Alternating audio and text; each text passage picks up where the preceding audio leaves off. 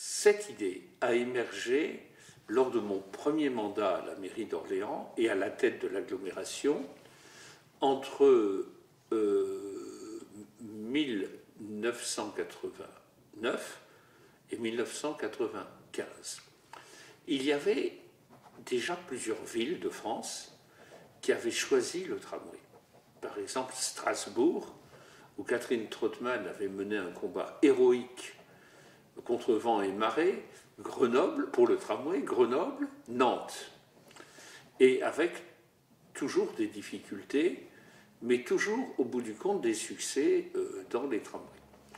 Et la question qu'on s'était posée était de savoir si c'était adapté à une agglomération de la taille d'Orléans.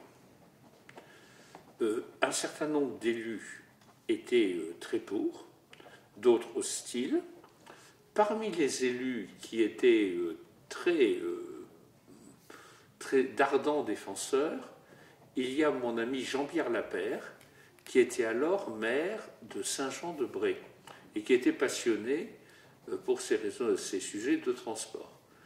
Mais peu à peu, toute une série d'élus ont été convaincus de cette idée.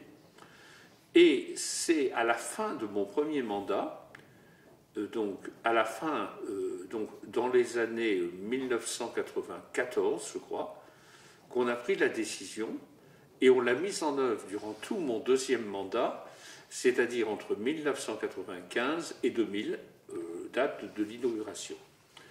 Je dois dire que moi j'étais extrêmement partisan du tramway, car je considérais à cette époque-là qu'il ne fallait pas en rester au discours sur l'écologie, mais qu'il fallait des actes.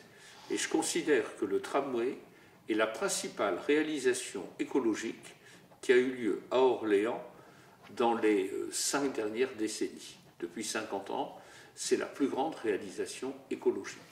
L'idée est d'avoir un nouveau mode de transport non polluant, ce qui supposait qu'il fût en site propre, c'est-à-dire qu'il fût en priorité partout, puisqu'il n'y a pratiquement pas de cas pour la première ligne où c'est partagé.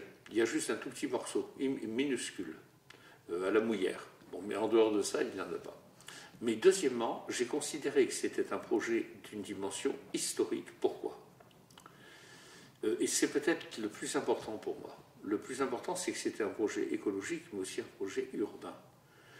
Notre agglomération d'Orléans, elle a été marquée par 2 coupures. L'une date du XIXe siècle. Au XIXe siècle, on a décidé de faire à Orléans 2 gares. Orléans, Fleury-les-Aubrais. Et donc, il y a eu autour des 2 gares 2 pôles urbains qui se sont développés. Et vous voyez bien cette coupure entre 2 gares et 2 pôles urbains, Orléans, Fleury-les-Aubrais. Héritage du XIXe siècle. Héritage du XXe siècle et de Roger Secrétin, qui fut un grand maire d'Orléans, visionnaire. Roger Secrétin a dit on va faire un Orléans numéro 2, à 12 km, dans des propriétés de Sologne qu'il a achetées sur la commune de Saint-Cyr-en-Val, la source.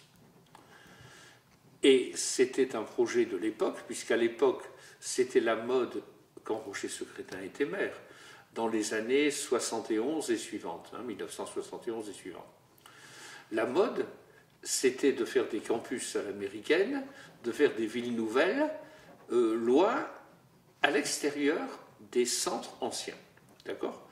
Donc, on peut critiquer, parce que sans doute qu'aujourd'hui on ne ferait plus la même chose, mais toujours est-il que ce qu'a fait Roger Secrétin a été très important, parce que ça a permis d'avoir une université, l'hôpital, les chèques postaux, les laboratoires du CNRS, des quantités de décentralisation.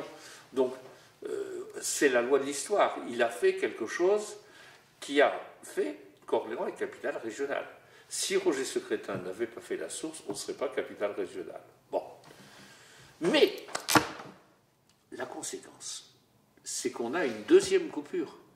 C'est qu'on a Orléans et la source.